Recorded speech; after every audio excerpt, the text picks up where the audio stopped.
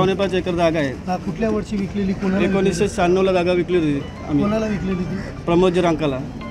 काय त्यांनी व्यवहार तर आजपर्यंत पूर्ण आमचं काही केलंच नाही. ना पैसे दिले ना काय दिले नाही.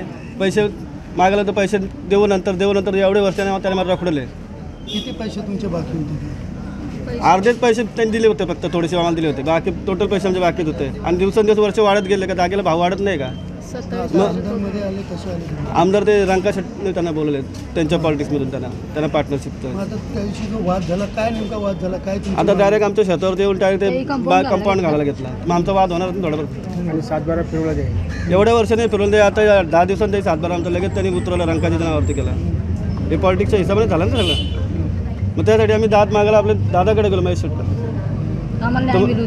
बोलतो तुम्हाला मी न्याय मिळून देतो, त्याला तुमचं काय असेल तर मी सेटलमेंट करतो बोलतो आणि निपटून घेऊ तुमचं काय.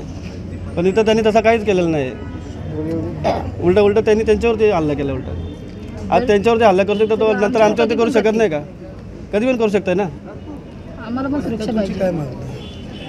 आम्हाला मोठ्या दादांवर जर हल्ला करू शकतात मग गरीबाला काय करू शकतो?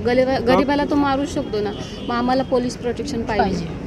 आमच्या सुरक्षेसाठी आम्हाला पाहिजे. काय वाटतं तुम्हाला? आता काय तुम्हाला कसली भीती आहे? आता भीतीच आहे ना. एवढ्या मोठ्या माणसावर हल्ला करतो आमच्यावर करू शकतो. आता तुम्ही पोलिसांकडे काय मागणी? अजून काय तिथे झालं नाही. तुम्ही काय मागणी केली पोलिसांकडे? अजून काही झालंच नाही आमचं. प्रोटेक्शन वगैरे? प्रोटेक्शन पाहिजे आम्हाला.